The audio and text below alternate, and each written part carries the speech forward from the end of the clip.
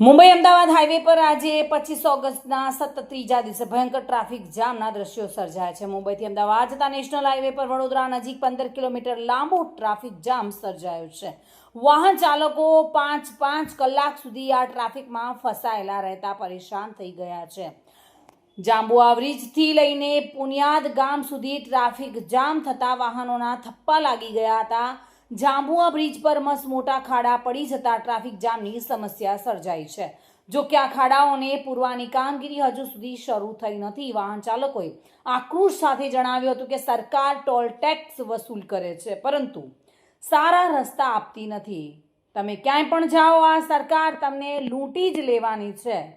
Mumbai Ahmedabad national highway number 48 પર ગઈકાલે પણ 10 કિલોમીટર લાંબો ટ્રાફિક જામ થયો હતો અને આજે બીજા દિવસે પણ 15 કિલોમીટર ટ્રાફિક જામના દ્રશ્યો સર્જાયેલા છે।